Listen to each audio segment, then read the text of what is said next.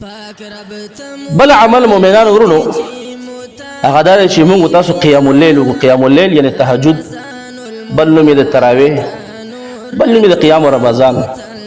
چې عام علما په اصطلاح کې غدا د فقها او د عوام په اصطلاح کې غدا تراویح ویل کی ته بهترین عبادت ده دا په اجماع د صحابه سره ثابت ده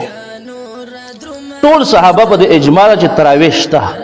هغه ته نوم تراویح نه خلې مې خلا کته د قیام الليل خیر د قیام الليل ته ویا کته د تهجد خیر تهجد ته ویا کته د قیام رمضان خیر د قیام رمضان ته ویا خلمون دا ثابت دی په اجماع د صحابه سره ټول صحابه په اجماع او اتفاق عمر رضی الله تعالی عنہ ابی بن کعب او تمیم داری رضی الله تعالی عنهما چې د قران کریم چټ قاریانو او مسجد نبوي کې ټول خلق په دوه درجه جمع کړي چې دا دوه به تاسو ته جمع کوي مخکې به دینه د جمع کېدل د مخکې د عمر رضی الله تعالی عنہ نه سبل غریب الته ولاړو یو قریب مخې کړه او سبل الته ولاړو یو قریب مخې کړه او سبل الته ولاړو نو عمر رضی الله عنه چې داسې وکړو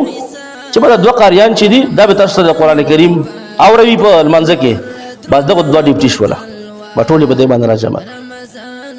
او په زرګاو صحابه په ټیم کې موجود وو عمر رضی الله تعالی عنہ په وخت کې هیڅ یو صحابي به اعتراض نه وکړ چې دا غلط کار وکړو دا نشته دی دا ثابت نه او تا دا عمل وکړو دا اجماع دی د اتفاق د صحابه ویل کی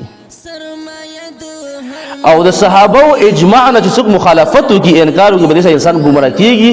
یا بعض علماء دې څخه کافر کیږي نو دال منز دا په اجماع د صحابه کرامو سره مؤمنانو د ثابت دی د محمد رسول الله صلی الله علیه وسلم نه ثابت دی رسول الله صلی الله علیه وسلم ترغیب ورکړی دی د خلق شوق کړی دی او دا ترغیب هم ورکړی دی چې په مسجد کې د امام سره ودرېو دوکم نه کی څوک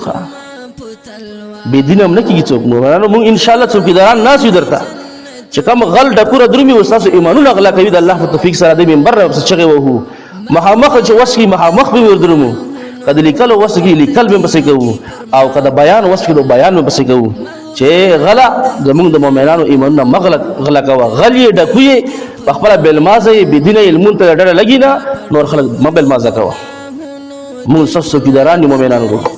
موږ ساسو غلامان یو ساسو د ایمان او دا ساسو د اعمالو د څوکیداری به الله په توفیق سره کوي د وجه سلف کې عالم فرمایي وای ملائک چې دي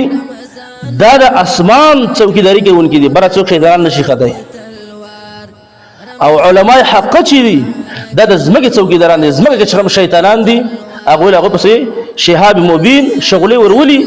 او دلایل سره او د خلی ور بندوي څوک دوکانه کی ها څوک ما دوکانه کی بلکې وانه چې چاله کا تراویح نشته کله کی سی پیلیو پکی دومره پکولې والے وو لکه ټمپیس فلان و فلان و فلان و دغ ویلیو داسې ویلو کوشاوازه کی خبرې کړي نه نه نه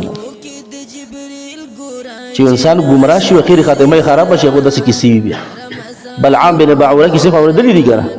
نور څوک نه پیژنو تورات غټ عالم وو غټ دیندار سړی وو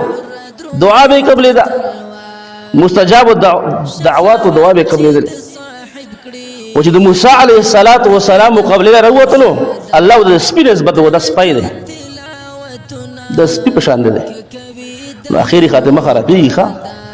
دا نه چې د انسان مخکې اعمال ده مخکې عمل پرې د اخیری خاتمه ده کس انما الاعمال بالخواتيم نبی صلی الله علیه وسلم فرمایي د انسان د اعمالو دارومدار د په اخیری خاتمه ده دا خبره مې دې لپاره وکړه چې دا عبادت ته څوک مشکل ولا شي ښه او دا ډېر بهترین عبادت دی واور حدیث ور باندې رسول الله صلی الله علیه وسلم فرمایي صحیح بخاری کې حدیث دی من قام رمضان ایمانا واحتسابا غفر له ما تقدم من ذنبه چا چې تراویح وکړي